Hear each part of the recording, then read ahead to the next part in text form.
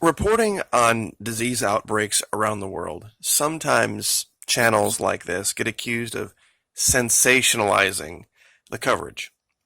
This channel has tried to, for the most part, stay away from conjecture or stay away from anything other than what's already having been reported. Some of my audience has described what we do here as open source intelligence. Basically, we go dig up things and then we put together a package of information that when you see it all together in one light, it paints a very different picture than what the PSYOP media tries to create for you. Now, there's also this issue with YouTube in the sense that you can't bore people to death with just long, drawn out recitations of statistics. There is always, of course, some element of entertainment value. You can't bore people to death.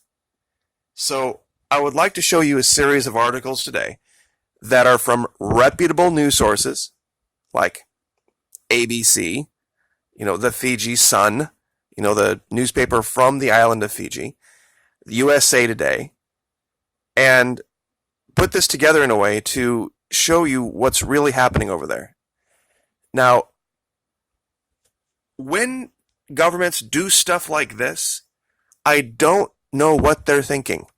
This is from today, the Japan News. Utilize lethal pathogens under strict control to contain infectious disease. I kid you not, this is a story about Japan, and I'll just read it. It is important to take relevant measures in anticipation of the occurrence of a dangerous infectious disease within the country. The Health, Labor, and Welfare Ministry and the National Institute of Infectious Diseases have decided on a plan to import for the first time live pathogens, including the highly lethal Ebola virus that causes hemorrhagic fever. In the event of a patient with such a disease being identified in Japan, gosh, I wonder what the likelihood of that is now. The Institute's branch facility in Musashi Murayama, western Tokyo, will be used for testing. So let me get this straight. They're taking one of the world, if not the world's most deadly pathogen, known to man, virtually no real inoculation for it, no vaccine, no cure, and they're going to import a live version of it to western Tokyo. Due to such factors as an increase in the number of foreign visitors to Japan, I don't think they're going to have to worry about that for very much longer. The risk of a new type of infectious disease entering the country has risen. The 2020 Tokyo Olympics and Paralympics are set to be held next summer. So you're planning to have the entire world visit your city, Tokyo, and the year before, you're thinking it's a real good idea to have available the world's most deadly virus ever discovered, period. And then announce it in the news that it's there. The reinforcement of measures against infectious diseases is considered a pressing task.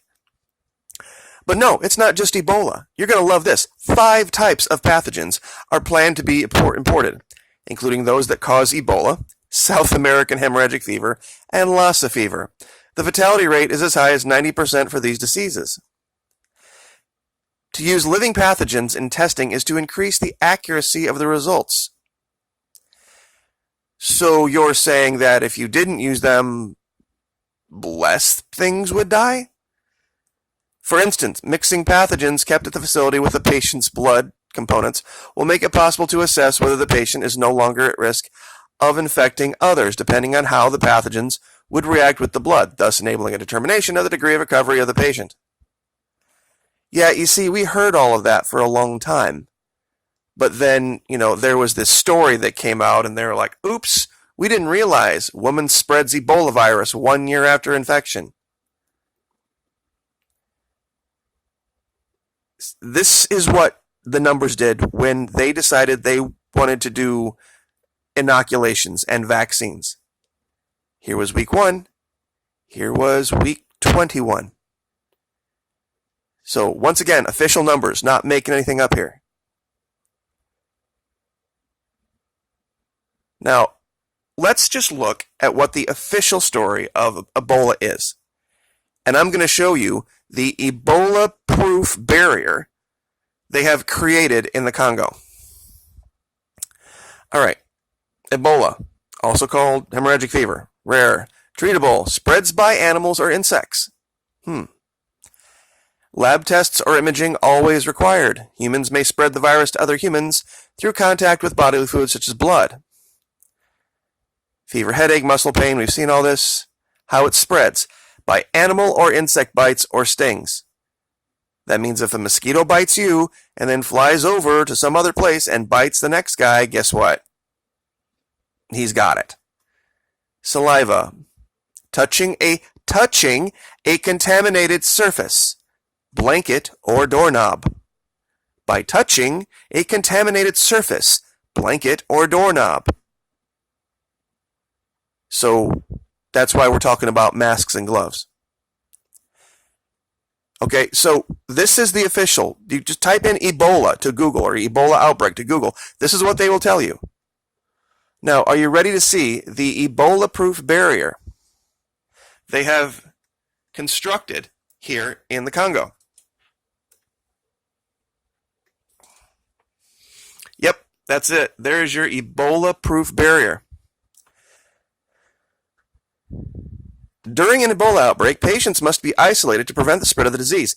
Here, the sister of an Ebola patient visits him at a treatment unit and must speak to him through a protective fence. Yeah, that looks way too far for a mosquito to fly. I mean, there's just no possible way a mosquito could land over here on one of these people and bite them and then fly. It's just way too far. I mean, I don't know about you, but I'm heading right over to Lowe's. I don't know if you can get snow fencing in Florida. Now that I think about that, I might have to use Amazon.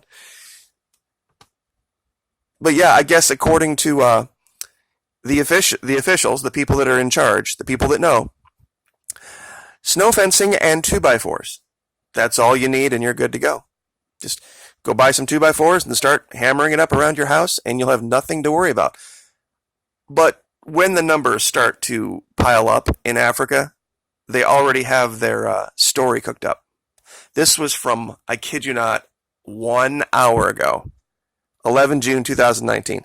Ebola-ravaged Congo now hit with 87,000 suspected measles cases. Now, let me get rid of this ad. But point being, did we not say this is exactly what they were going to do? This is exactly what they were going to do. They were going to find some other disease. I promise you, I'm going to call this right here. I'm going to call it right here that this thing in Fiji, one of two things is going to come out. They are going to say that either it was dengue, or since they've already said they ruled out the flu, they're not going to release the finding out of respect for privacy of the family, but it's not infectious and nobody needs to worry about everything and travel to Fiji is perfectly safe. That's exactly what they're going to say. Because this is already coming out. Fiji is getting clobbered as far as tourism, and rightfully so. But this particular writer, Charles Chambers Lautoka, whatever, maybe that's where he is basically calling all of us who are reporting about this and ringing the bell, they're calling all of us fake news. But listen to his argument. It defeats itself. Social media was strewn with everything from Ebola to gas poisoning to assassination following the death of a USA couple last week. And I can attest to that. I had all sorts of garbage in my comments about Lockheed Martin and Novichok poisoning and ridiculous stuff like this. And so he tries to go down here and he says, let's take it from the beginning, when the couple, Michelle and David Paul, first jetted into the country. If they had contracted this mysterious illness overseas, it would have affected those on board the flight as well. Maybe, maybe not. It depends on when they got infected. If it truly was Ebola, it has a 2 to 21 day manifestation period. So if they got it at the airport, they probably wouldn't have been infectious enough to infect everyone on the plane. If they got it the week prior or 10 days prior, maybe so. But it says here, more local people would have been either seriously ill or dead by now, and it would have had a rippling effect on families. Or perhaps they had contracted whatever sickness, but this had not really manifested itself until they got here. Okay, either way, there's one airport to get in and out of Fiji. Nadi. And if they were infectious when they came through your airport, you need to shut your airport down and clean it and let people know. So either way, whether they got it on Fiji or whether they got it in the air from someone on the plane or at the airport or someplace else, either way, travel to and from that one little tiny airport, Nadi, is not a good idea right now, given they don't know. And the World Health Organization and the CDC just doesn't pick up and jet off to Fiji for every little case of the sniffles. 2 30-year-old people in otherwise good health died within 72 to 96 hours after having arrived on your island. And you have no explanation 3 weeks later, and you're saying that people shouldn't be worried or alarmed? And you also have this issue going on. You're importing people illegally from Bangladesh, where there's the Nipah virus, there's dengue, there's all sorts of other stuff. And this is right from, your own papers. And then, and I want to give credit where credit is due, this comes from Jennifer Hammonds. Jennifer, Veterans for Truth. This is San Antonio, Texas. Now, I had seen comments about this, but this is an official document. A group of about 350 migrants from the Congo will be arriving in San Antonio in the near future. Currently, there are about 50 Congolese at the MRC, I guess Migrant Resource Center, and all are monolingual French speakers. So they're looking for people who can speak French to volunteer because they're bringing in people from the Congo. Total of about 400. But look at the bottom. This is insane. If someone is expecting or has a compromised immune system, they cannot volunteer. To respect our guests, no photos or video are allowed to be taken at the MRC. So you can't have a compromised immune system. You cannot take photos or video. But we're going to be importing people from the one country in the world that has one of the most lethal outbreaks going on. You can't, I'm sorry, but, you can call me what you want. You can call me a fearmonger or a scaremonger. Fine. Wonderful. When governments do dumb shit like this, yeah, someone needs to ring the bell. Seriously. And if I've got to use imagery like this, I will. If it gets people to click on the video and listen to the information and be informed, if this is what it takes, you're dang right this is what I'll do. Our media has been doing this for time in memoriam. All of the graphics on Fox and CNN and especially on Fox, because Fox is pretty much softcore pornography anymore. And I'm just going to leave with that because it's disturbing, especially as a father of 2 daughters that are in their 20s.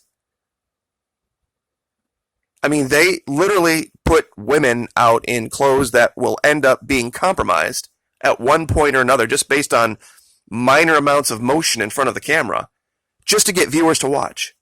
But I put up a picture of a hand coming out of a grave, a Halloween grave, or, some screenshot from The Walking Dead, or I forget what this is from, but it was really funny. I can't remember the name of the show, but in the effort here to get people to understand, we're facing something very serious. Very, very serious. The Japanese, 2 years, or pardon me, not even 2 years, 1 year before the Olympics, the world is going to go to Tokyo, they're importing live pathogens of the most deadly viruses known to man into one of the most heavily populated areas. When this kind of stuff happens, what do you expect people to do? Just sit around and do nothing? And when the people that are in charge decide this is how we're going to stop the virus, we're going to put up snow fencing mounted on 2x4s about 7 feet apart for visitation. When it says in the official account of what causes the spread of the Ebola virus, when it says spreads by animals or insects, how it spreads, animal, insect bites or stings, how can you say that you can only get it through human contact if this is the case? And if you think go ahead, just go to Google, any Google page, phone, tablet, computer, type in Ebola, see what comes up. It'll be this, guaranteed, every single time. Is this fake news too? Sorry about the rant, but I mean, come on. Someone has to say something at some point. And I'll just leave that there. Like, share, subscribe. I understand the thinking, I understand the thinking of this woman right now wanting to scream, when you hear people say you can't talk about that because it's just not advertiser friendly or this, that, or the other.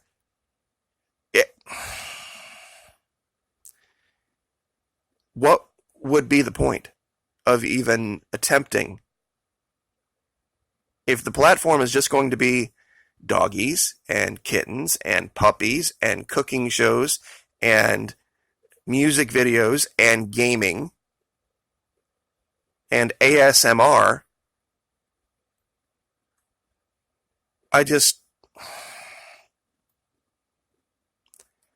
Using open source intelligence, using what you can find to put together a picture for people so that they can be well informed.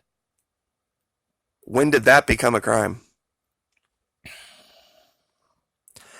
I guess we'll just leave it there. Like, share, subscribe.